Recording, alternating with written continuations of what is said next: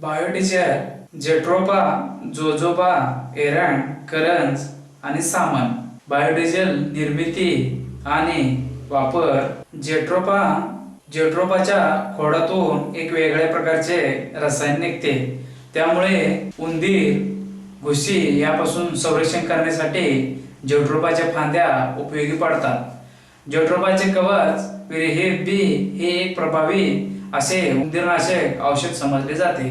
याचबरोबर जेट्रोफाची पाने, बिया इत्यादी धान्य साठवणीत उपयोगी पडतात. जेट्रोफासाठी हवामान आणि जमीन. जेट्रोफा हा मध्यम वाढीचा झुडूपवजा वृक्ष आहे.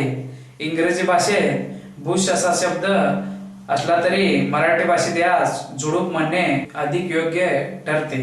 हे झुडूप पूर्णतः जंगली नसून गावकुसाच्या तसेच ओढ्या नाल्याच्या कडेने निसर्गातच अनेक ठिकाणी वाढत असताना दिसून येते.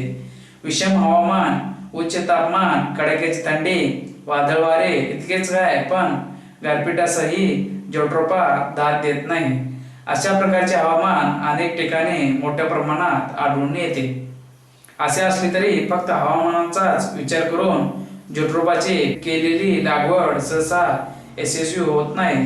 त्यासाठी जमिनीचा विचार पुढे आला. जवळजवळ 400% जेट्रोफा हे झुडूप हवामानाच्या बाबतीत जितके काटक आहे तितकेच किंबहुना त्याहूनही अधिक जमिनीच्या बाबतीत चोखंदळ आहे. निसर्गतः जेट्रोफाची झुडपे ही नदी नाल्याच्या कडेनच आढळतात. याचे मुख्य कारण म्हणजे जेट्रोफाची मुळे जाड मांसल असल्यामुळे ती वाढण्यास आणि पसरण्यास पोयट्याची आणि खोल अशी जमीन लागते. झुडपांची वाढ अत्यंत मंद गतीने होते. वर्षातील बराच काळ झुडपे पानगळीच्या अवस्थेत राहतात. अशा झुडपावर फुले कमी लागून फळधारणाही कमी होते. बियांची संख्या आणि त्यांचा आकार लहान आणि अनियमित असतो. जवळजवळ 40% बोंडात फळधारणा होत नाही. त्यामुळे वजनात आणि उत्पादनात मोठी घट येते. याशिवाय अजून एक महत्वाची बाब अशी की पोयट्याच्या आणि खोल जमिनीत जेट्रोफा 40 ते 50 वर्षे वयापर्यंत उत्पादनक्षम राहू शकतो. अभिवृद्धी आणि हंगाम. जेट्रोफाची अभिवृद्धी प्रामुख्याने 2 पद्धतीने करता येते. बियापासून अभिवृद्धी या पद्धतीस लैंगिक अभिवृद्धी असेही म्हणतात. ही पद्धत सोपी आणि कमी खर्चाची आहे. जेट्रोफाच्या पक्व बोंडातून पक्व बी बोंडे फोडून काढून घ्यावे. चांगले वाळलेले बी रोपे करण्यासाठी वापरावे. बी लावण्याच्या 2 पद्धती आहेत. थेट शेतात बिया टाकून अभिवृद्धी करतात किंवा पॉलिथिनच्या पिशव्यात बियापासून रोपे तयार करून नंतर त्या रोपांचे स्थलांतरण करतात. जेट्रोफाच्या बिया लावल्यानंतर 5 ते 7 दिवसांनी त्यांची उगवण होती. लागवडीसाठी रोपे तयार होण्यासाठी 5 ते 6 आठवडे कालावधी लागतो. बियांच्या उगवणीचे प्रमाण 90% असते. 1 वर्षापेक्षा अधिक काळातील बियांचे उगवणीचे प्रमाण 60% पेक्षा कमी असते. म्हणून जून बी लावताना दुप्पट लावावे. फाटे कलमापासून अभिवृद्धी. या पद्धतीमध्ये 10 ते 15 सेंटीमीटर लांबीचे आणि 3 ते 5 सेंटीमीटर व्यासाचे फांदीचे तुकडे वापरतात. मोठ्या फांदीपासून 3 ते 4 फाटे कलमे तयार करता येतात. तथापि शेंड्याकडील कलमांना लवकर मुळ्या फुटून वाढही लवकर सुरू होते. फाटे कलमे करताना फाटे तयार केल्यानंतर ते पाण्यात बुडवून काढावेत. म्हणजेच कापाजवळ जमा झालेला चीक निघून जायला मदत होते. फाटे कलमे ही ठिसूळ आणि मऊ असतात. त्यामुळे ती कुजण्याची शक्यता असते. त्यासाठी असे फाटे पिशव्यात लावण्यापूर्वी 22 या बुरशीनाशकात 5 मिनिटे बुडवून घ्यावे. शेंडा कलमाऐवजी मधल्या भागातील फाटे कलम लावताना त्यांची बुडी आणि शेंडे लक्षात येण्यासाठी शेंड्याकडचा काप वेगळा घ्यावा. तसेच बुडाकडील भागास बुरशीनाशक लावावे आणि शेंड्याकडील भागावर ओले शेण चोळावे. त्यामुळे बूड बुरशीपासून सुरक्षित राहील. तसेच शेंडाही कडक उन्हापासून सुरक्षित राहील. फाटे कलम लावल्यानंतर फाट्यावरील डोळे फुटून पाणी येतात. यासाठी 15 ते 20 दिवस लागतात. जेट्रोफाची लागवड वर्षभरात केव्हाही करता येते. तथापि पावसाळ्याच्या आरंभी लागवड करणे अधिक चांगले होय. तसेच ओलिताची सोय आहे. जेथे ओलिताची सोय आहे तसेच ज्या भागात रब्बी हंगामात पाऊस पडतो अशा भागात सप्टेंबर ऑक्टोबर या काळात लागवड केली तरी चालते. जोडरोबाची लागवड ही केवळ कोरडवाहू पद्धतीनेच करावयाची असल्यास लागवड ही जूनच्या पहिल्या पंधरवड्यातच करावी. ज्यावेळी बिया लावून लागवड करायची आहे त्यावेळी ही लागवड पावसाळ्याच्या सुरुवातीस करावी. प्रकार आणि जाती जिओट्रोपा हे झुडूप वर्गातील असून त्यामध्ये अनेक प्रकार आढळतात. असे प्रकार आणि उपप्रकारांची यादी जगभरात 150च्या जवळपास आहे. या एकूण प्रकारापैकी भारतामध्ये मोजकेच 8 ते 10 प्रकार आढळतात. हे प्रकार 3 गटात मोडतात. पहिला गट म्हणजे जिवंत झुडपांचा होय. यामध्ये बुंद्याचा भाग जाड मासर असून खोड निमुळते असते. या प्रकारात सहसा फांद्या फुटत नाही. या वर्गातील झुडपे सुमारे 1 मीटर उंचीपर्यंत वाढतात. दुसरा गट औषधी झुडपांचा होय. आयुर्वेदिक आणि काही आदिवासी भागात जिओट्रोपाची मुळे, पाने, साल, बिया यांचा वापर जनावरांच्या विविध आजारावर केला जातो. जिओट्रोपा हा उंदीर विरोधी असल्याने त्यांची लागवड केल्यास त्याच्या आसपास साप किंवा इतर सरपटणारे प्राणी फिरकत नाहीत. तिसरा गट म्हणजे तेल निर्मितीसाठी अधिक उपयुक्त असणारा होय. या गटातही अनेक उपप्रकार आढळतात. जिओट्रोपा आतापर्यंत तरी जंगली किंवा ओसाड प्रदेशातील झुडूप समजले जाते.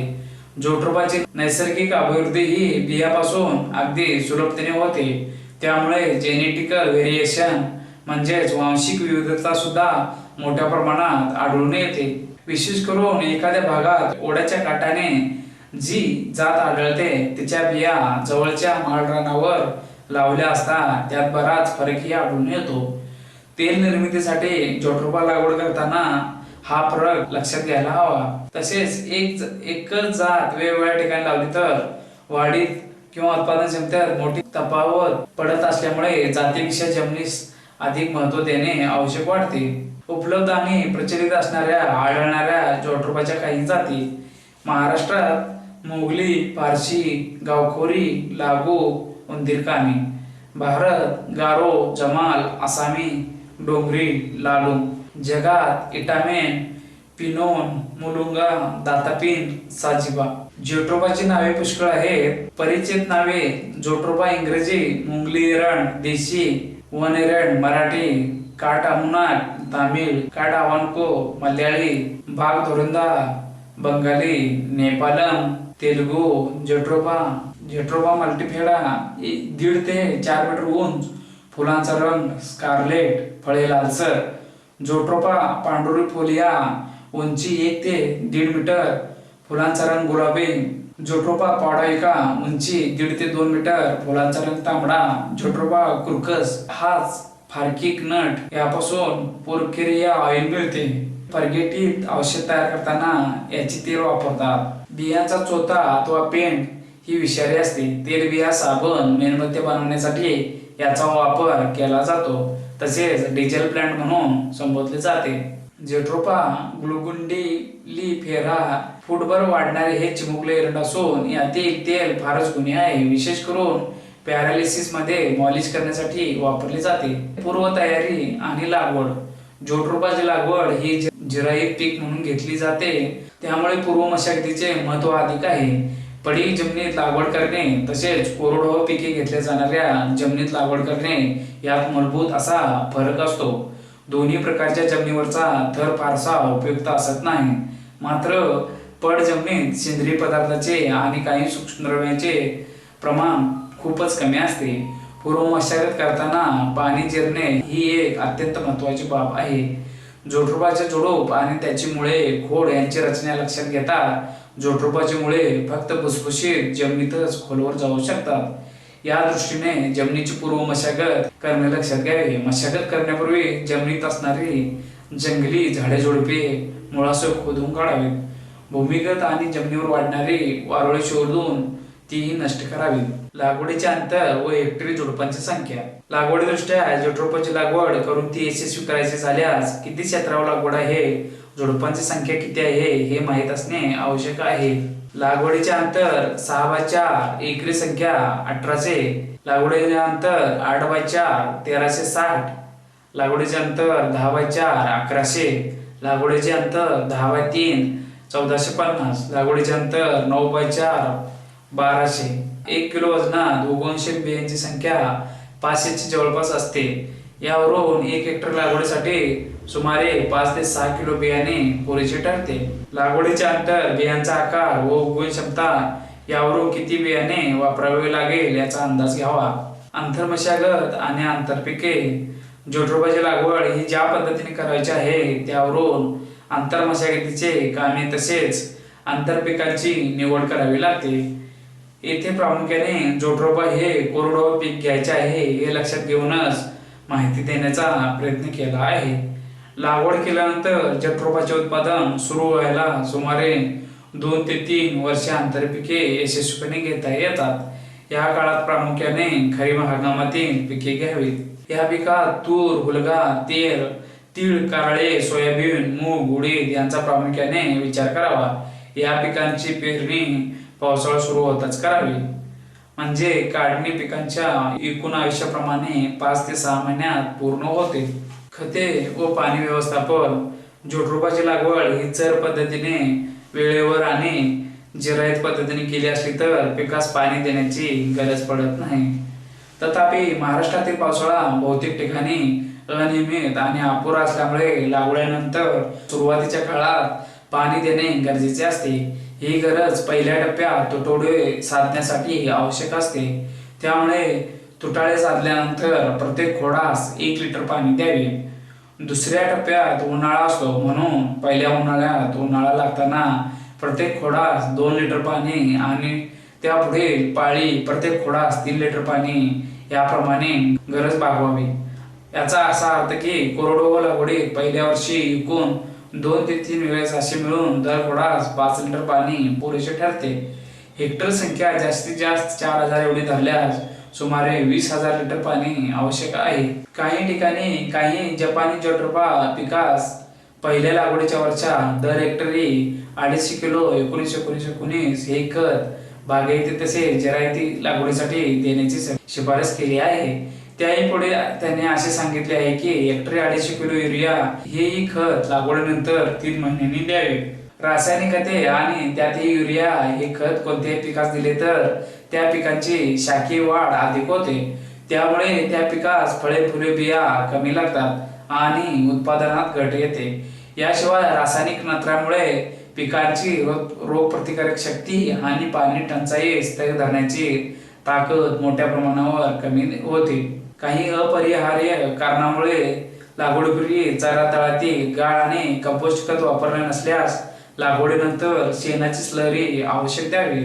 यासाठी ताज्या शेणा साधारणपणे 10 किलो ताज्या शेणासाठी 1 kilo urea, 1 kilo super phosphate आणि 1 किलो सूक्ष्म द्रव्यांचे मिश्र खत हे मिश्र खत 8 दिवस आंबवून नंतर त्यात पाणी ओतून ते 200 लिटर करावे. हे मिश्रण प्रत्येक खोडास 1 लिटर याप्रमाणे सुरुवातीच्या काळात दर 2 ते 3 महिन्यांनी घालावे. पीक संरक्षण. जोडरोपा हे पीक सर्वसाधारणपणे रोगास किंवा किडींना बळी पडत नाही. तथापि बागायती पीक सततच्या आणि अधिक ओलाव्यास बळी पडते. क्षारयुक्त आणि चोपण जमिनीत या पिकास धोका पोचतो. अशा परिस्थितीत मुळकूज, खोडकूज यासारखे बुरशीजन्य रोग बळावतात. दुसरी महत्वाची बाब म्हणजे लागवडीपासून सुरुवातीच्या काळात फारसे रोग संभवत नाहीत. मात्र पुढे म्हणजे 10 वर्ष वयानंतर बुरशीजन्य रोग बळावतात. या बुरशीजन्य रोगाचा प्रादुर्भाव पावसाळ्याच्या काळात आणि क्वचित प्रसंगी तीव्र उन्हाळ्यात अधिक जाणवतो. त्या दरम्यान वाढ खुंटून फळे गळून जातात. तसेच आतील बिया पोचक बनवून त्यांची वजनही घटते. ही बाब लक्षात येईपर्यंत परिस्थिती सुधारलेली असते. काढणी व उत्पादन. जोडरोपाचे कोंडे वयाच्या 2 ते 3 या वर्षापासून सुरू होते. त्यानंतर 2 ते 3 वर्षे उत्पादनात वाढ होते. त्यानंतरच्या काळात फारसा बदल होत नाही. हेक्टरी 20 टनापर्यंत उत्पादन घेता येते. हा उत्पादनाचा भर साधारणपणे लागवडीनंतर 12 वर्षापासून पुढील 12 वर्षापर्यंत टिकतो. जोडरोपाची लागवड बागायती पीक म्हणून घेतले तर सरासरी उत्पादनापेक्षा फक्त 30 ते 40% एवढीच उत्पादन वाढ मिळू शकते. म्हणजेच हेक्टरी 13 ते 15,000 किलो एवढे उत्पादन मिळू शकते. याउलट कोरडवाहू म्हणून लागवड करून उत्पादनाच्या बाबींचा अवलंब केला तर दुप्पट म्हणजे हेक्टरी 20 टन उत्पादन घेता येते. जट्रोबाचे फुले आल्यानंतर बोंडे तयार व्हायला सुमारे 3 ते 4 महिने एवढा कालावधी लागतो. पक्व बोंडे झाडावरून गोळा करावेत आणि मग ती आठवडाभरात उन्हात वाळवावेत. बोंडातून बिया 2 पद्धतीने काढता येतात. एक म्हणजे झाडावरून बोंडे काढल्यानंतर लगेच साल सहजपणे सोलता येते. बोंडे सुकल्यानंतर साल कडक बनते. साल मऊ आणि मोकळी करण्यासाठी सुकलेल्या बोंडावर पाणी मारणे आवश्यक असते. बोंडे गोळा करून त्यापासून बिया यंत्राची किंवा मानवाच्या सहाय्याने वेगळ्या कराव्यात. बिया पाकिटात बंद करण्यापूर्वी 4 दिवस वाळवाव्यात. काढणीनंतर बोंडे जास्त वेळ साठवून ठेवू नयेत. बोंडे कुजून आतील बिया खराब होण्याची शक्यता असते. म्हणून बिया काढून त्या चांगल्या वाळवून बारदाण्याच्या जाळीदार पिशव्यात साठवून ठेवाव्यात. आपल्याकडे कांदा भरणीसाठी ज्या पिशव्या वापरतात तशाच पिशव्या जट्रोबाच्या बिया साठवण्यासाठी वापराव्यात. बियांचा विनियोग तेल काढण्यासाठी लगेच होणार नसेल किंवा त्यांची विक्री लगेच होणार नसेल तर या तेलबिया वर्षभर किंवा अधिक काळासाठी साठवणे भाग पडते. 1 वर्षापर्यंत या बिया विकल्या गेल्या नाही तर त्या परत उन्हात आणि हवेत 5 ते 7 दिवसासाठी पसरवून ठेवाव्यात आणि परत पिशव्यात साठवाव्यात. काही वेळेस असे घडते की अगोदरच्या बिया विकल्या गेल्या नाही तर तोच नवीन उत्पादन पदरात पडते. नवीन उत्पादनाच्या बियाही काढून वाळवून साठवून ठेवावे लागतात. विक्री व्यवस्थापन कोणत्याही पिकाचे उत्पादन घेणे सोपे असते, पण उत्पादन विक्री करणे फार अवघड असते. जट्रोबामध्ये तेच फार अवघड आहे. विक्री करताना नेमकी कशाची विक्री करायची आहे? जट्रोबाच्या बिया या खाद्य तेल बिया आहेत, म्हणजेच याचे तेल हे खाद्य तेल म्हणून वापरता येत नाही. आपले आतापर्यंतचे पीक उत्पादन हे खाद्य तेलबियाशी संबंधित होते व यापुढेही राहणार आहे. भुईमूग, तीळ, करडई हे तेलबिया पिके शेतकरी पिकवतात आणि त्यांची व्यापाऱ्यांना अथवा तेल काढणाऱ्या कंपन्यांना विक्री करतात. शेतकरी काही तेलाचे घाणे चालवत नाहीत. मग जट्रोबाच्या बाबतीत शेतकऱ्यांनी तेल काढण्याच्या फंदात का पडावे न पडावे तर उत्पादक बियांचे काय करायचे? ज्यावेळी जट्रोबाची लागवड केली जाते त्याच वेळी विक्री संबंधी विचार करायला हवा. लागवडीपासून उत्पादन यायला नाही म्हटले तर 3 वर्षाचा कालावधी लागतो. सुरुवातीला उत्पादनही कमी मिळते, म्हणजे तेल काढण्याचा धंदा सुरू करायलाही बऱ्यापैकी उत्पादन असायला हवे. किमान 100 एकरावर लागवड असेल तर त्या उत्पादनापासून तेल काढण्याचा व्यवसाय सुरू करणे परवडेल. म्हणजेच अनेक शेतकऱ्यांनी एकत्र येऊन सहकार्य तत्वावर विक्री करणे अथवा तेल काढणे यावर भर द्यायला हवा. इतर खाद्यतेलाच्या बाबतीत मागणी व ग्राहक असतोच. तेलबिया कमी अधिक भावाने विकल्या जातातच, पण जट्रोबाच्या बाबतीत पर्याय नाही. तेव्हापासून सुरुवातीला तर उत्पादन घेतल्यानंतर हमी भावाने खरेदी करण्यासाठी पणन मंडळाने पुढाकार घ्यायला पाहिजे. जोजोबाची लागवड प्रामुख्याने बियापासून निघणाऱ्या तेलांच्या उत्पादनासाठी आज जगात नैसर्गिक तेलसाठे कमी होत आहेत. डिझेल, पेट्रोल, गॅस यांच्या किमती दरमहा वाढतच आहेत. भारताला तर यासाठी परदेशावर अवलंबून राहावे लागते. यासाठी डॉलर, पाऊंडात चलन द्यावे लागते. आपल्याकडे नैसर्गिक तेलसाठे खूपच कमी आहेत. त्यातून तेल शुद्ध करणे मोठे खर्चाचे काम आहे. यावर उपाय म्हणजे बायोडिझेल, बायो ऑइल याकडे लक्ष द्यावे लागणार आहे. यासाठी ज्या वनस्पती उपयोगी पडू शकतील त्या जोजोबा वरच्या क्रमांकावर आहे. उद्या तोही लवकरच येणार आहे आणि त्यावेळी आपण आपला होबा तयार ठेवायला पाहिजे. जोजोबा ही बहुवर्षीय वनस्पती असून अगदी दुष्काळी परिसरात, अत्यंत कमी पाऊस पडणाऱ्या प्रदेशात आणि अगदी निकृष्ट जमिनीतही वाढते. अशा जमिनी व असे हवामान महाराष्ट्रात अनेक ठिकाणी असल्याने लागवड करायला अडचणी येऊ नये. जोजोबा ही वनस्पती तशी कुरडी व काटक असते. कोरड्या हवेत आणि जोराच्या वाऱ्यात मातीचे रक्षण करण्यास, जमिनीची मातीची धूप थांबवण्यासाठी हे एक चांगली वनस्पती होऊ शकते. जोजोबा ही वनस्पती रोग किडींना दाद देत नाही. शिवाय गोरेढोरे, शेळ्या मेंढ्या तोंड लावत नाहीत. म्हणून शेताच्या कडेने कुंपण, ओडोसा म्हणूनही जोजोबाची लागवड होऊ शकते. जोजोबा तेलाचे व्यापारी व औद्योगिक महत्व. जोजोबाचे तेल इंधन म्हणून जेवढे उपयोगी आहे त्याच्या 100 पटीने हे वमगन म्हणून महत्वाचे आहे.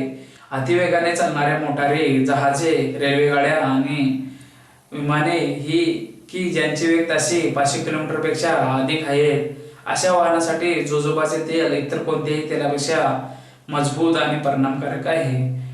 शर्यतीच्या मोटारी, टेहळणी करणारी विमाने, अंतराळयाने, क्षेपणास्त्रे इत्यादी साधनांमध्ये जोजोबाचे तेल महत्वाचे आहे. या तेलाच्या अणूंची रचना अशी असते की त्यावर उच्च तापमान आणि उच्च दाब याचा परिणाम होत नाही. या तेलामुळे घर्षण इतके कमी होते की त्यामुळे पेट्रोल आणि डिझेल यांची नासाडी जवळजवळ थांबते, म्हणजेच त्यांचे परिणाम अधिक वाढतात. उदाहरणार्थ सध्या पेट्रोलमध्ये एखादे तेल वंगण म्हणून घातल्यानंतर 1 लिटर पेट्रोलवर 40 किलोमीटरची क्षमता असते, तर जोजोबाच्या तेलामध्ये ही क्षमता 40 वरून 100 पर्यंत जाते. दुसरे महत्वाचा गुणधर्म म्हणजे जोजोबाच्या तेलामुळे प्रदूषण कमीत कमी होते. यामध्ये हवेतील प्रदूषण कमी करण्याचा गुण तर आहेच, शिवाय घर्षण कमी झाल्यामुळे आवाजाचे प्रदूषण ही मोठ्या प्रमाणात कमी होते. जोजोबाचे तेल लवकर खराब होत नाही, ते 25 ते 30 वर्षापर्यंत सुस्थितीत राहू शकते. या तेलास मंद आणि प्रसन्न असा वास असतो. हे तेल रंगहीन असते.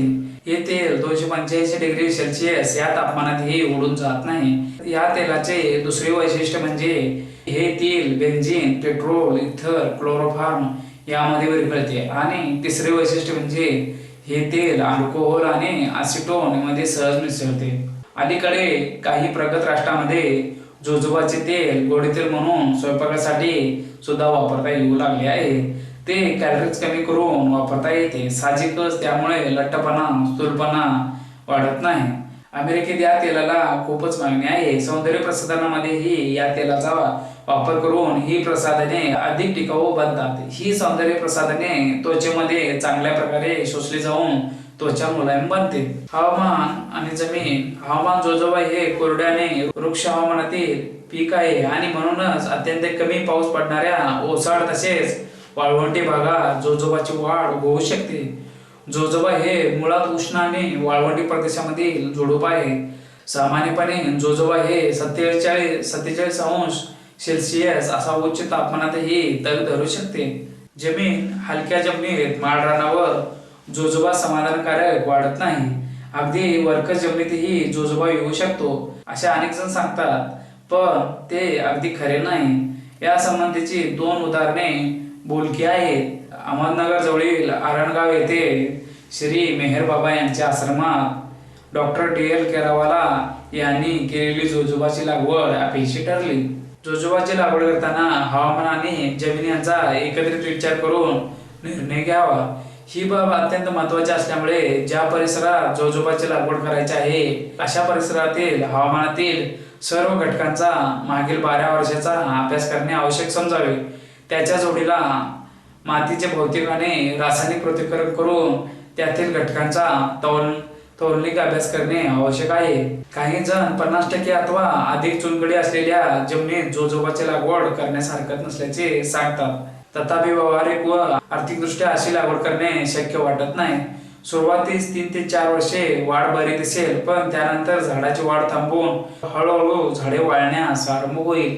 क्षारता अधिक असल्याने वाढ व उत्पादकता यावर विपरीत परिणाम संभवतात. अशा ठिकाणी पर्याय नसेल तर तेथील माती वापरून 10 ते 12 कोंड्या भरून त्या जोजोबाच्या बिया लावाव्यात.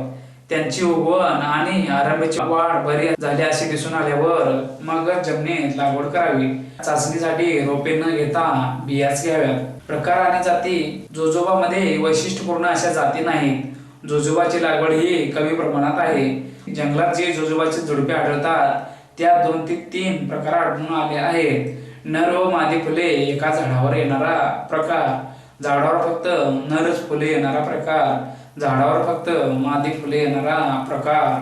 फुले लागण्याचा हा जो प्रकार आहे तो पपई प्रमाणेच आहे. चांगले उत्पादन मिळण्यासाठी कोणता प्रकार चांगले आहे याबद्दल नोंद अथवा माहिती मिळत नाही.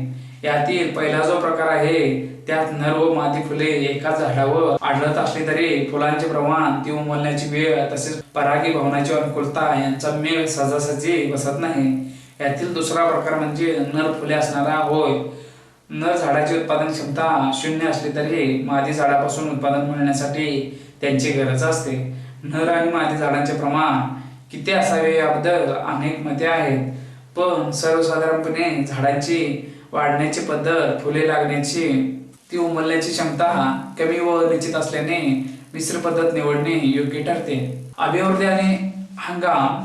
जोजोबा हे बहुवर्षीय आणि बोटके झुडूप असलेले वनस्पती आहे. जमिनीत थेट बिया लावून पिशवीत रोपे तयार करून गुटी कलमे उती संवर्धन रोपे करूनच जमिनीत थेट बिया लावणे. यापैकी पहिली पद्धत सोपी व कमी खर्चाची असली तरी बियांची उगवण क्षमता, लहान रोपांची वाढण्याची मंदगती तसेच रोपे जगण्याचे प्रमाण याबाबत अजिबात खात्री नसते. त्यामुळे ही पद्धत व्यावहारिक नाही. पिशव्यात रोपे तयार करणे ही पद्धत आज तरी सर्रासपणे वापरली जाते. सर्वसामान्य शेतकऱ्यासही बी आणून पॉलिथिनच्या पिशवीत रोपे तयार करता येतात. सामान्यतः काळ्या रंगाच्या 200 ते 300 गेज जाडीच्या आणि 15 बाय 25 सेंटीमीटर आकाराच्या पिशव्या सोयीच्या ठरतात. पोटा माती, कंपोस्ट खत आणि रेती यांचे समप्रमाणात मिश्रण करून पिशव्या भरण्यासाठी वापरावे.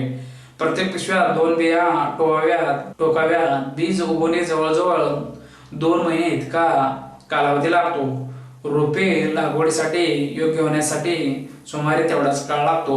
म्हणजे बी रोवल्यापासून लागवड करण्यास रोपे उपलब्ध होण्यासाठी सुमारे 4 महिने वाट पाहावी लागते. लागवड जर जून मध्ये करायचे तर रोपे तयार करण्याचे काम फेब्रुवारीत सुरू करावे लागते. अभिवृद्धीची तिसरी पद्धत उती संवर्धनाची होय. यास टिश्यू कल्चर पद्धत म्हणतात. ही पद्धत खर्चिक असून यात कुशलता आणि तांत्रिक माहिती यांची जोड द्यावी लागते. तसेच मोठ्या प्रमाणात रोपे तयार करण्यासाठी ही पद्धत योग्य होय. कमी मागणीमुळे अशा प्रकारे रोपे पुरवणारे क्वचितच आढळतात. जोजोबा हे पीकच वेगळे आपल्यासाठी परिचय नसल्याने यात बियाणे अथवा बेणे याची खात्री कोण देत नाही आणि जो कोणी देत असेल त्यावर विश्वास किती ठेवायचा हा प्रश्नच आहे. जोजोबाची अभिवृद्धी गुटी कलम पद्धतीने करता येते. डाळिंबात ज्या पद्धतीने गुट्या बांधतो त्याच पद्धतीने जोजोबा झुडपावर गुट्या बांधता येतात. जोजोबाचे झुडूप लहान असते व त्याच्या फांद्याही लहानच असतात. गुट्या बांधण्याचे काम जोजोबाच्या झुडपाच्या वयाच्या 7व्या वर्षानंतर करावे. या वेळेपर्यंत जोजोबास फळे येण्याचे एक 2 हंगाम संपलेले असतात. त्यामुळे कोणते झाड अधिक उत्पादन देऊ शकते ते ओळखता येते व त्यावरच गुट्या बांधता येतात. याशिवाय या वयापर्यंत झुडपांची वाढ ही बऱ्यापैकी झालेली असते. त्यामुळे एका झाडावर जास्त गुट्या बांधता येतात. गुट्या बांधण्याचे काम पावसाळ्याच्या सुरुवातीस करावे. पूर्वतयारी आणि लागवड. हवामान आणि जमीन यावरून 2 हंगामांपैकी एका हंगामाची निवड करावी. लागवड करण्यासाठी अगोदर तयार केलेली रोपे वापरावीत. लागवडीचे अंतर 3 बाय 1.5 मीटर ठेवणे उचित होय. लागवड करताना पिशवीत मुळे बाहेर आली असल्यास छाटून टाकावीत. एक जोमदार पाऊस पडून गेल्यानंतर आणि चरात बऱ्यापैकी ओलावा साठवल्यानंतर लागवड करावी. मात्र चरात पाणी साठवले असल्यास आणि झिमझिम पाऊस पडत असल्यास लागवड करू नये. अन्यथा जास्त ओलाव्यामुळे मुळांची सड होते व मोठ्या प्रमाणात रोपे मरतात. हलक्या ते मध्यम प्रकारच्या जमिनीत 3 बाय 1.5 मीटर या अंतरावर लागवड केल्यास हेक्टरी 2.25 ते 2.5 हजार रोपे बसतात. बी पेरून लागवड करायची असल्यास एका हेक्टरसाठी 5 किलो बियाणे पुरेसे होते. आंतरमशागत व आंतरपिके. जोजोबाची लागवड केल्यानंतर सुरुवातीचे काही दिवस 2 रोपांमध्ये इतर हंगामी पिकांची लागवड करता येते. तसेच 2 ओळींच्या मध्ये बहुवर्षायी वनस्पतीची लागवड करता येते. यासाठी पीक निवडताना काळजी घ्यावी. जोजोबाची लागवड ही निव्वळ पावसाच्या पाण्यावर करायची असल्यामुळे आंतरपिके सुद्धा निव्वळ पावसाच्या पाण्यावर येणारे असावे. यासाठी शेवगा, हादगा अशी पिके घ्यायला सोयीचे असते. या पिकापासून भाजीचे काही प्रमाणात उत्पादन मिळते. यासाठी पिकांची छाटणी करून त्याची पाने व फांद्या यांचा उपयोग जोजोबास हिरवळीचे खत म्हणून करता येते. सफेद मसुरी, रानतुळस, गेंटोळी, गोही, कोरफड, आडुळसा यांचा समावेश करता येतो. खते व पाणी व्यवस्थापन. जोजोबास खताची आवश्यकता नाही कारण हे पीक माळरानावर घ्यायचे आहे व ते घटक खूप काटक असते. हा समज पूर्णपणे चुकीचा आहे. उत्पादन आणि ते किफायतशीर घ्यायचे म्हणजे त्याचे पोषण महत्वाचे असते. अर्थात जोजोबा हे पीक पूर्णपणे कोरडवाहू घ्यायचे असल्याने पाऊस व खते यांचा विचार करावा लागतो. खतामध्ये सेंद्रिय खत, हिरवळीचे खत तसेच पूरक लोह जास्त यांची गरज असतेच. लागवड करताना चऱ्यात अगर खड्ड्यात खते घालावीत. ज्या खड्ड्यात रोपे लावायचे आहे त्या ठिकाणी ही खते घालावीत. कंपोस्ट खत 1 पाटी 10 ते 12 किलो, सिंगल सुपर फॉस्फेट ओंजळभर 10 ग्रॅम, सिंगल सुपर फॉस्फेट ओंजळभर 100 ग्रॅम, निमपेंट टोपलीभर 1 किलो, झिंक सल्फेट मुठभर 25 ते 50 ग्रॅम, फेरस सल्फेट मुठभर 25 ते 50 ग्रॅम. यानंतर दरवर्षी घालावायची खते. झाड 2 वर्ष झाल्यानंतर कंपोस्ट खत 10 किलो, 5-10-5 1 किलो, निमपेंट 1 किलो, सूक्ष्मद्रव्ये 50 ग्रॅम. 3 वर्षे 12.5 किलो कंपोस्ट खत, 5-10-5 1 किलो, निमपेंट 1 किलो, सूक्ष्मद्रव्ये 60 ग्रॅम. पाणी व्यवस्थापन. जोजोबा हे पीक पूर्णपणे पावसावर अवलंबून घेतले जाते. पावसाचा पडणारा प्रत्येक थेंब जोजोबाच्या मुळात जिरला गेला पाहिजे. लागवड चरात आणि कुंटूर पद्धतीने केली तर पावसाचे पाणी अडवणे आणि जिरवणे सुलभ होते. दुसरी महत्वाची बाब म्हणजे जमीन मुरमाड अथवा खडकाळ असेल तर खोडाजवळ पाणी साचून राहणार नाही अशी व्यवस्था करावी. पावसाचे पाणी चरात साठेल व जिरेल व खोडास लागणार नाही अशी व्यवस्था लागवड करताना करावी. तीव्र टंचाईच्या काळात कोणत्या तरी प्रकारचे आच्छादन करावे. पीक संरक्षण. किडी. वाळवी या किडीस व्हाईट अँट असे म्हटले जाते. वाळवी मुळावर हल्ला करते तसेच खोड पोखरते. वाळवीचा बंदोबस्त. लागवडीपूर्वी शेतातील व आजूबाजूची सर्व वारुळे नष्ट करावीत. खास करून राणी माशीचा नायनाट करावा. रासायनिक कीटकनाशक वापरून वाळवीचा बंदोबस्त प्रभावीपणे करता येतो. BSC, कार्बारेल इत्यादी कीटकनाशकांचा वापर होत असतो, पण अलीकडे BSC वर बंदी आहे. क्लोरोपायरिफॉस हे कीटकनाशक प्रभावी समजले जाते. ओसाळ माठ रानावर वाळवीचा बंदोबस्त करण्यासाठी हे कीटकनाशक सोयीचे असते, परंतु हे अत्यंत विषारी असल्याने काळजीपूर्वक वापरणे आवश्यक आहे. सूत्रकृमी तथा नेमॅटोड्स. एका प्रकारात मुळावर लहान मोठ्या गाठी असतात तर दुसऱ्या प्रकारामध्ये गाठी आढळत नाहीत, पण मुळे जास्त जायबंदी होतात. मुळावर गाठी वाढल्यानंतर जोजोबाची वाढ कोणते, पाणी पिवळे पडतात व गळून जातात. नंतर झाड वाढण्यास सुरुवात होते. सूत्रकृमीमुळे लगेच झाडे मरत नाहीत, पण त्यांच्या उत्पादन क्षमतेवर मात्र विपरीत परिणाम होतो. दरवर्षी पावसाळ्यापूर्वी खते घालताना दर खोडास 1 किलो निमपेंट खत म्हणून घालावे. मावा. जोजोबाच्या पानावर अनेक वेळा मावा ही कीड आढळते. पांढरी माशी. पानाच्या खालच्या बाजूस पांढरी माशी या किडीचा प्रादुर्भाव आढळतो. जोजोबावरील रोग. मुळकूज, तांबेरा, पानावरील काळी कूज असे बुरशीजन्य रोग आढळतात. ट्रायकोडर्मा विरडी या बुरशीनाशकाचा हेक्टरी 20 किलो याप्रमाणे पावसाच्या आरंभी वापर करावा. उत्पादनाच्या पद्धती. उत्तम प्रकारचे बेणे. जोजोबा फुले लागण्यापूर्वी जे प्रकार आहे त्यामध्ये मादी फुले अधिक निपजणाऱ्या झाडापासून तयार झालेले बेणे वापरणे महत्वाचे होय. दाट लागवड. जोजोबाची लागवड 2 ओळीत 2.7 मीटर अंतर सोडून व ओळीत 0.9 मीटर अंतर सोडून हेक्टरी झाडांची संख्या 4000 एवढी भरते. पीक संजीवकांचा वापर. जोजोबामध्ये नर फुले आणि मादी फुले यांचे प्रमाण व्यवस्थित ठेवण्यासाठी, फुलगळ कमी करण्यासाठी, फळधारणा वाढवण्यासाठी तसेच फळगळ थोपवण्यासाठी पीक संजीवकांचा वापर उपयोगी ठरतो. संकरित वाणाचा वापर. अलीकडच्या काळात जोजोबाच्या संकरित जाती विकसित करण्यात आल्या आहेत. EC 33-19-8, EC 99-90, 99-92 याशिवाय 33-2-04 ही जात अधिक उत्पादनक्षम आहे. काढणे आणि उत्पादन. जोजोबा हे मुळातच जंगलात वाढणारी वनस्पती असल्याने शेतातील लागवडीच्या वाढीमध्ये व उत्पादनामध्ये फरक पडू शकतो. पहिला बहार साधारणपणे 3ऱ्या आणि 4थ्या वर्षी येतो. हवामान व इतर भिन्नतेमुळे ह्यात फरक पडू शकतो. जोजोबाच्या झाडापासून ही फळे मिळतात. त्या फळातील बिया तेल निर्मितीच्या दृष्टीनेच महत्वाच्या असतात, त्यामुळे त्यांची काढणी व उत्पादनात अनन्यसाधारण महत्व आहे. जोजोबाच्या लागवडीत या फळांच्या बहार काळात ती कोणकोणत्या अवस्थेतून जातात, काढणी लायक केव्हा होतात, तसेच ती काढताना कोणती काळजी घ्यायची पाहिजे, फळांची काढण्यापूर्वी काढणीची अवस्था आजमावणे किंवा फळे काढणी लायक झाडे असल्याची लक्षणे अथवा खुणा ओळखणे. जोजोबाचे सुरुवातीचे उत्पादन अल्प असते. सर्वसाधारण प्रत्येक झाडापासून पहिल्या बहाराच्या वेळी 100 ग्रॅम बिया उपलब्ध होतात, परंतु त्यानंतर 10 ते 12 वर्षांनी प्रति झाडास 2 किलो बिया मिळतात. पूर्ण वाढलेल्या आणि व्यवस्थितपणे जोपासलेल्या झाडापासून 15व्या वर्षापासून 2.5 किलो बिया मिळू शकतात. फळे तोडल्यानंतर ती पॅकिंग करण्यासाठी जेथे एकत्रित केली जातात ती जागा स्वच्छ व हवा गळती राहील अशी असावी. अन्यथा कोंदट किंवा दलदलीच्या ठिकाणी जोजोबाच्या बियावर बुरशी चढायला अवधी लागत नाही. तोडलेल्या फळांची प्लास्टिकची क्रेटमधून व्यवस्थित वाहतूक करून साठवणुकीचे ठिकाणी आणावी. तेथे त्यांची मोठी, मध्यम व लहान अशा श्रेणीने प्रतवारी करावी.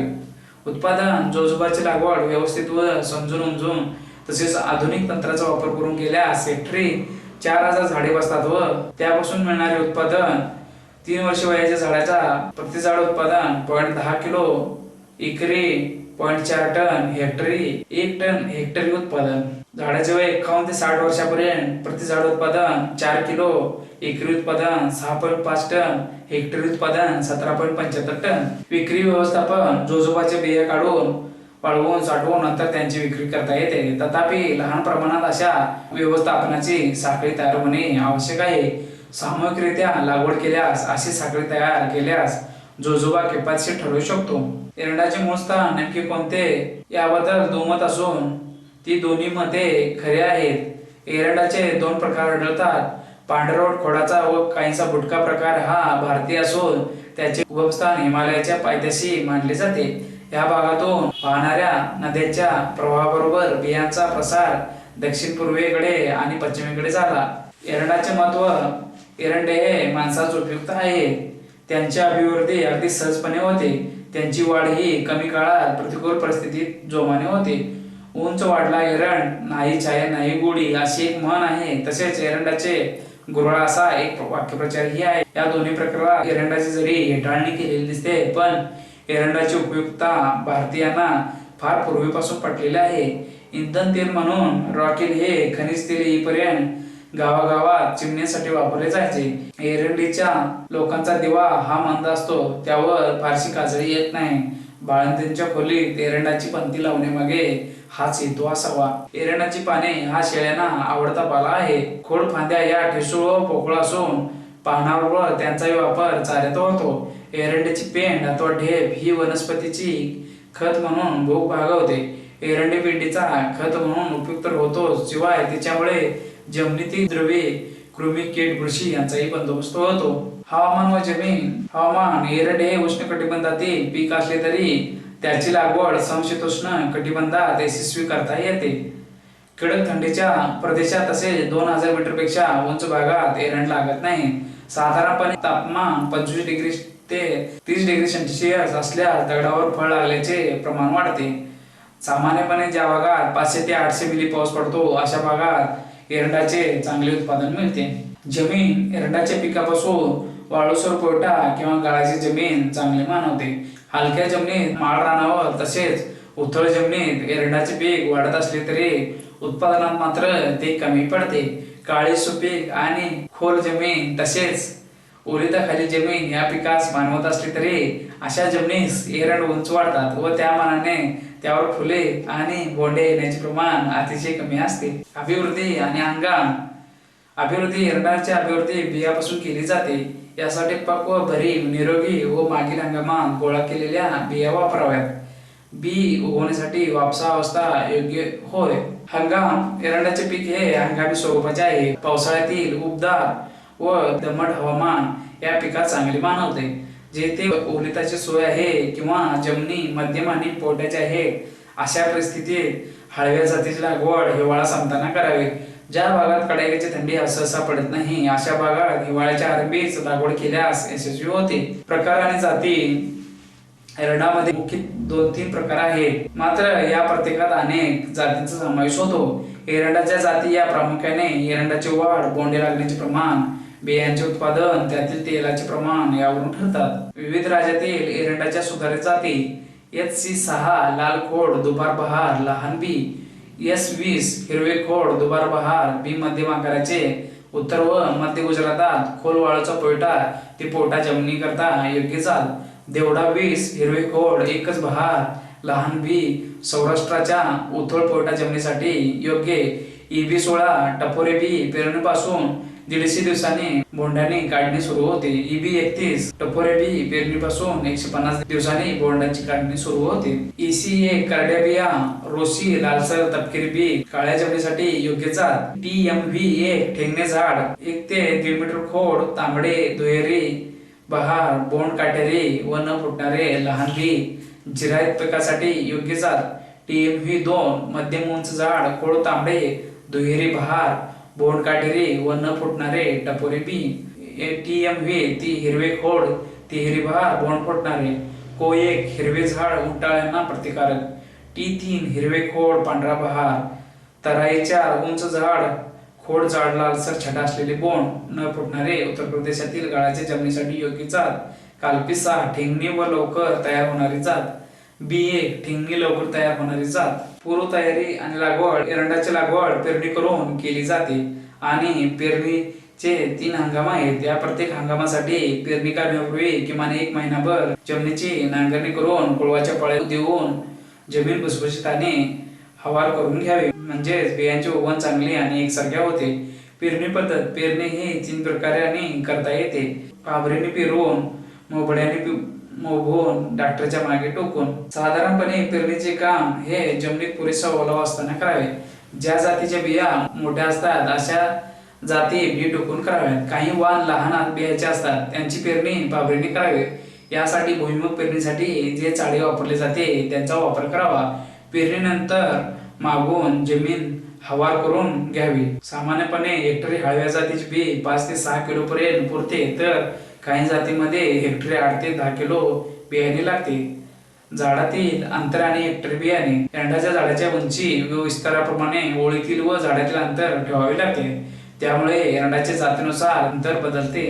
त्या अंतराप्रमाणे हेक्टरी बियाण्याची गरज बदलते. बीज प्रक्रिया पेरणीपूर्वी एरंडाचे बी साध्या पाण्यात 12 ते 18 तास भिजत ठेवावे. त्यानंतर सालीत सुकवावे. त्यामुळे बियांचे उगवण लवकर व समान होते. तथापि हे बी पेरणीच्या वेळी जमिनीत पुरेसा ओलावा असावा. बुरशी रोगाच्या नियंत्रणासाठी 1 किलोग्राम एरंडाच्या बियांना 3 ग्राम थायरम किंवा डायथेमियम 45 किंवा कॅप्टन हे बुरशीनाशक चोळावे. आंतरमशागत आणि आंतरपिके. कोळपणी करणे गरजेप्रमाणे 15 दिवसाच्या अंतराने 2 कोळपण्या कराव्यात. खुरपणी करणे पावसाळ्यात तणांचा प्रादुर्भाव होतो. ओल जास्त असेल तर कोळपणी करणे शक्य नाही. अशा वेळी खुरपणी किंवा निंदणी करावी. तणनाशकांचा वापर. जेथे निंदणी करता मजूर मिळणे दुरावस्था असते तेथे पिकातील तण नियंत्रणाचा तणनाशक वापरावे. बासालिन ग्रामोझोन. बासालिन आणि ग्रामोझोन या तणनाशकांचा वापर करावा. आंतरपिकाची निवड करताना पिकांची एकमेकाशी वाढीसाठी एकमेकात स्पर्धा नसावी. सर्व पिके एकाच कालावधीत तयार होणारी असावीत. पाण्याची गरज परस्परांशी मिळती जुळती असावी. परस्परामुळे रोगांची आणि किडीची लागण होऊ नये. खते आणि पाणी व्यवस्थापन. महाराष्ट्रात आणि इतरही एरंडाचे पीक कोरडवाहू म्हणून घेतले जाते. तसेच एरंड हे मिश्र पीक म्हणून मोठ्या प्रमाणात घेतले जाते. या 2 कारणामुळे एरंडास खताची फारशी गरज नाही असे बऱ्याच शेतकऱ्यांना वाटते. तथापि चांगले उत्पादन येण्यासाठी जागतिक स्तरावर एरंडाच्या उत्पादनासंबंधी आघाडीवर येण्यासाठी एरंडीच्या पिकासाठी खत घालणे आवश्यक आहे. सामान्यपणे दर हेक्टरी 25 किलो एरंडी बियाण्याचे उत्पादन मिळवण्यासाठी 75 किलो नत्र, 24 किलो स्फुरद आणि 50 किलो पालास तसेच 15 किलो कॅल्शियम आणि 15 किलो मॅग्नेशियम एवढ्या मोठ्या प्रमाणात अन्नद्रव्ये जमिनीतून घेतली जातात. पाणी व्यवस्थापन. एरंडाचे पीक हे जिरायत म्हणून घेतले जाते. तेही प्रामुख्याने खरीप हंगामात. जून ते सप्टेंबर या काळात एकूण 500 मिली पाऊस पडला तर पीक चांगले येते. हा काळ सुमारे 3.5 महिन्यांचा असतो आणि त्यात 2 आठवडे कालावधीचे 7 नक्षत्र समाविष्ट असतात. या प्रत्येक नक्षत्रातील सुमारे 30 ते 60 मिली पाऊस पडल्यास ते उत्तमच ठरते. तथापि पावसाने 3 आठवड्यापेक्षा अधिक तळी मारल्यास आणि हा काळ पीक फुलावर येण्याचा आणि बोंडे धरण्याच्या वेळेचा असेल तर उत्पादनात मोठी घट येते. म्हणून या काळात पाण्याची 1 पाळी द्यावी. जेथे खरीप हंगामात भरवशाचा नसतो पण ओलत्याची सोय पुरेशी असते अशा ठिकाणी रब्बी हंगामात एरंडाचे पीक घ्यावे. रब्बी हंगामाच्या पिकास 15 दिवसाच्या अंतराने 4 पाण्याचे पाळे देणे गरजेचे असते. तर उन्हाळी पिकासाठी 10 ते 12 दिवसाच्या अंतराने 5 ते 6 पाण्याच्या पाळ्यांची गरज भासते. पीक संरक्षण. एरंडावरील रोग व त्याचे नियंत्रण. पानावर ठिपके. उत्तर प्रदेशात पावसाळ्यात या रोगाचा प्रादुर्भाव उत्तर प्रदेशातील एरंडाच्या पिकावर होतो. नियंत्रणाचे उपाय बोर्डो मिश्रण किंवा इतर कॉपर बुरशीनाशकाची झाडावर फवारणी करावी. मर व मुळकूस जमिनीत बुरशीमुळे या रोगाची बाधा होते. नियंत्रणाचे उपाय कमीत कमी 3 वर्षे एरंडासोबत पिकांचा फेरपालट करावा. या रोगाला प्रतिकारक GCH4 या एरंडाच्या संकरित वाणाची लागवड करावी. जमिनीची स्वच्छ मशागत करावी. पाण्याचा निचरा करावा. पाणथळ व सखल जमिनीत एरंडाची लागवड करू नये. पानावरील ठिपके या रोगाची बाधा झाडाच्या हवेतील सर्व भागाला खोड, पाने, फुलोरा व बोंडे यांना होतो. या रोगामुळे एरंडाची रोपांची द्विदल पानावर मळकट, तपकिरी, अनियमित आकाराची चट्टे दिसतात. भुरी रोगामुळे एरंडाच्या पिकाचे बरेच नुकसान होते. प्रति हेक्टरी 20 ते 25 किलो गंधकाची भुकटी पिकावर उधळावी. रोपे करपणे हा एरंडाचा महत्वाचा रोग आहे. झाडाच्या वाढीच्या काळात कोणत्याही वेळी झाडाची पाने करपतात. एरंडाचे रोपे 15 ते 20 सेंटीमीटर उंच असताना या रोगाला बळी पडण्याची जास्त संभावना असते. नियंत्रणाचे उपाय एरंडाच्या लागवडीसाठी उत्तम निचऱ्याची जमीन निवडावी. प्लाटॅक्स 5 ग्रॅम किंवा मँकोचे 75%, एंडोपिल M45 2.5 ग्रॅम 1 लिटर पाण्यात मिसळून झाडावर फवारणी करावी. तांबेरा या रोगाचा प्रादुर्भाव सामान्यतः तामिळनाडू, आंध्र प्रदेश व महाराष्ट्र व मध्य प्रदेशातील एरंडाच्या पिकावर होतो. नियंत्रणाचे उपाय पिकावर गंधकाची भुकटी धुराळावी. प्रति हेक्टरी 20 ते 25 किलो गंधकाची भुकटी लागते. काढणी एरंडाच्या हंगामी पिकाचा कालावधी 120 ते 300 दिवसाचा असतो, परंतु बहुवर्षायू एरंडाचा काल 10 ते 12 वर्षाचा असतो. काढणीची पद्धत एरंडाच्या झाडाला अनेक फांद्या असतात. या फांद्याच्या शेंड्यावर बोंडांचे तुरे असतात. साधारणपणे एका झाडात 4 ते 5 तुरे असतात. हे तुरे एका वेळी पक्व न होता काही दिवसाच्या अंतराने पक्व होतात. म्हणून तुऱ्याची काढणी 2 ते 4 टप्प्यात करावी. जाती परत्वे आणि हंगामानुसार एरंडावर तुरे लागून त्यावरील बोंडे होण्यासाठी लागवडीपासून सुमारे 2 ते 3 महिन्याचा कालावधी लागतो. एरंडाच्या बियांची साठवण सामान्यपणे एरंडाच्या बिया की ज्यांना एरंडे असे म्हणतात त्या साठवणे खराब होत नाहीत. वर्ष 2 वर्षे बिया टेकल्या पाहिजे, त्यासाठी काळजी घ्यावी लागते. बोंडे पक्व झाल्यानंतर त्यांची तोडणी करावी. पोचट फुटक्या एरंड्या वेगळ्या काढाव्यात. एरंड्या भरून एरंड्याची भरणी गोलपाटाचे बारदान पोत्यात करावे. हे बारदान पातळ विणीचे व मजबूत असावे. विक्री व्यवस्थापन देशातील एरंडाच्या बियांची एकूण उत्पादनापैकी सुमारे 6% बी पेरणीसाठी आणि घरगुती उपयोगासाठी राखून ठेवण्यात येते आणि बाकीच्या बियांची बाजारात विक्री होते. बियांच्या विक्रीचा उच्चांक दक्षिण भारतात फेब्रुवारी ते एप्रिल महिन्यात आणि उत्तर भारतात एप्रिल ते जून महिन्यात असतो. उष्णकटिबंधात तसेच समशीतोष्ण कटिबंधाच्या प्रदेशात करंजा हा वृक्ष नैसर्गिक जंगलातून आढळून येतो. करंजा हा बहुवर्षायू आणि सदाहरित वृक्ष आहे. या झाडाला एकच बी असलेल्या चपट्या शेंगा लागतात आणि या बियामध्ये अखाद्य तेलाचे प्रमाण 40% पेक्षा अधिक असते. या तेलाचा उपयोग वंग म्हणून केला जातो. तसेच बियापासून बायोडिझेलची निर्मिती सुद्धा होऊ शकते. तेल काढल्यानंतर राहिलेल्या चोथ्यापासून अखाद्य पेंट तयार केले जाते. हवामान व जमीन करंजा हे उष्णकटिबंधातील झाड असल्यामुळे 12 महिने उष्ण व दमट हवामान त्याच्या वाढीस फार अनुकूल असते. करंजीचे झाड नदीकाठी पोट्याच्या जमिनीत फोपावते. माळरानावर, डोंगर उतारावर तसेच चुनखडीच्या जमिनीत या झाडाची वाढ खुरडते. प्रकार व जाती करंजामध्ये 2 प्रकार आढळून येतात. एका प्रकारात फुलांचा रंग पांढरट असतो आणि एक बियांची शेंग असते.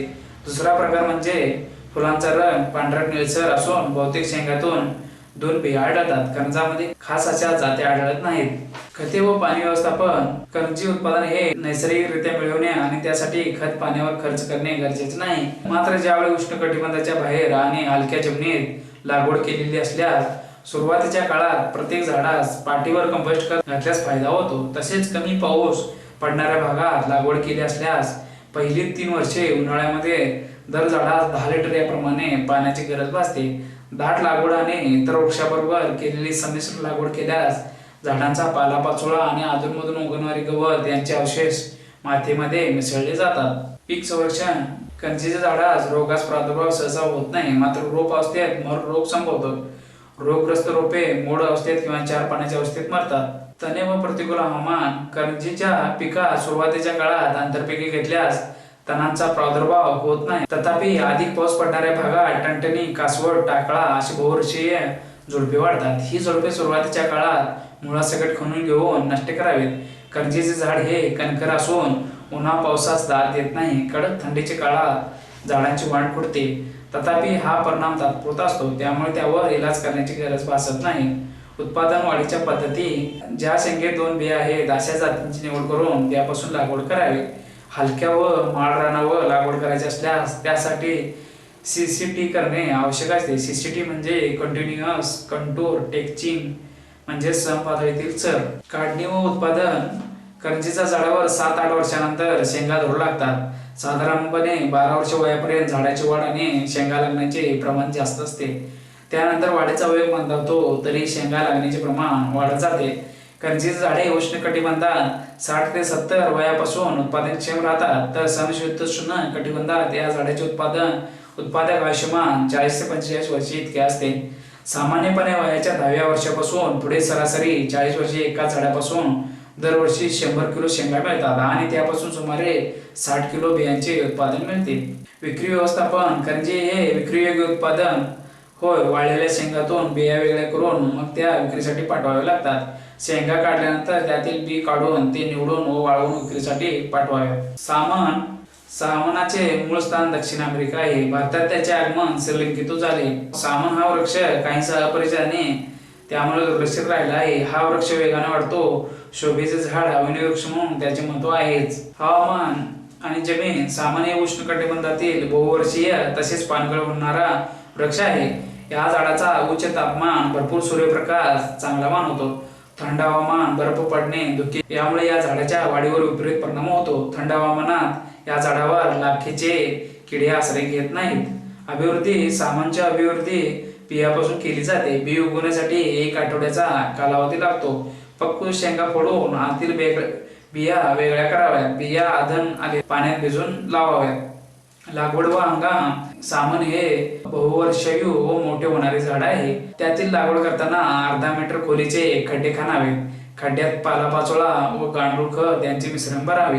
पावसाळ्याच्या मध्यास रोपे लावून लागवड करावी. लागवडीनंतरची निगा: अंतर्मशागत इत्यादी. लागवड पावसाळ्याच्या मध्यास खोल खड्डे करून आणि अर्धा मीटर वाढलेली उंच रोपे लावल्यास त्याचे रोपण चांगले होते, तुटाळ होत नाही. उत्पादन: सामान लागवड ही प्रामुख्याने शेंगांचे उत्पादन व त्यापासून पशुखाद्य, कूड तेल, डिझेल करण्यासाठी केल्यास 10व्या वर्षापासून शेंगांचे उत्पादन सुरू होते. या झाडाचे सरासरी आयुष्य मोठे म्हणजे 100 ते 125 वर्षाचे असते. पूर्ण वाढीच्या वृक्षापासून दरवर्षी 100 किलो शेंगांचे उत्पादन मिळते. पक्व शेंगा झाडावरून गळून पडतात, त्या गोळा करून घ्याव्यात. शेंगांची साठवण करण्याऐवजी त्यांचा वापर लगेच करावा.